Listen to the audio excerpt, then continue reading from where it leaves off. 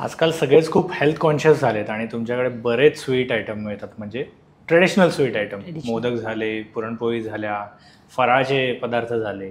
मग ह्याच्यामध्ये तुम्ही हेल्थ कॉन्शियस लोक असतात त्यांच्यासाठी आणि जो आपली ट्रेडिशनल चव आहे ती टिकवण्यासाठी काय, म्हणजे त्याचं काय कॉम्बिनेशन ठेवतात ह्या सगळ्यासाठी?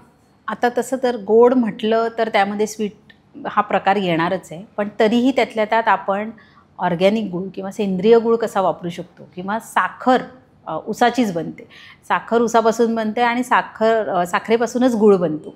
पण दोघांच्या प्रिपरेशनमध्ये इतका फरक आहे की साखर ही जीवाला हानिकारक आहे, पण गुळाने बनवलेला पदार्थ आपण मात्र एखाद्याला देऊ शकतो. आता डायबिटीज आहे घरामध्ये, किंवा कोणाला चक्कर येण्याचा त्रास आहे, किंवा केस गळती आहे, तर त्याच्यामध्ये मेथी हे आपल्याला उपयोगी पडतं, किंवा पौष्टिक गोष्टी आपण देतो जे आत्तापर्यंत आपल्या घरातनं स्त्रिया देत गेलेल्या आहेत. आई म्हणा, आजी म्हणा, यांनी सतत त्याचं भडीमार केलेलं आहे की हे पौष्टिक का, डिंक लाडू का, हे का.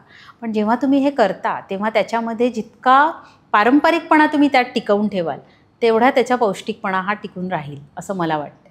कारण कुठल्याही प्रकारे तुम्ही त्याच्यामध्ये डेकोरेशन किंवा उगाचच ॲड ऑन करत गेलात तर त्याला तो महत्त्व राहत नाही, किंवा त्याने जर चव बिघडत असेल तर मात्र, किंवा त्याने त्याच्यातला पौष्टिक घटक कमी होत असेल तर मात्र तुम्ही त्याच्यावर लक्ष दिलं पाहिजे. आणि जितकं पारंपरिकपणे आणि फ्रेश किंवा ताजे पदार्थ आपण करून खाऊ तेवढं मात्र आपल्या तब्येतीला चांगलंच राहील. तेच तुम्ही हा व्हिडिओ इथपर्यंत बघितलात म्हणजे हा नक्की व्हिडिओ तुम्हाला आवडला आहे.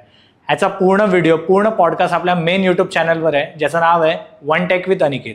हे चॅनल तुम्ही नक्की फॉलो करा. आणि इंस्टाग्रामवर आम्ही बऱ्याच रील्स ह्या व्हिडिओच्या अपलोड केलेल्या आहेत, त्या पण तुम्ही सगळ्या बघा. आणि वन टेक विथ अनिकेत हे इंस्टाग्राम चॅनल पण फॉलो करा.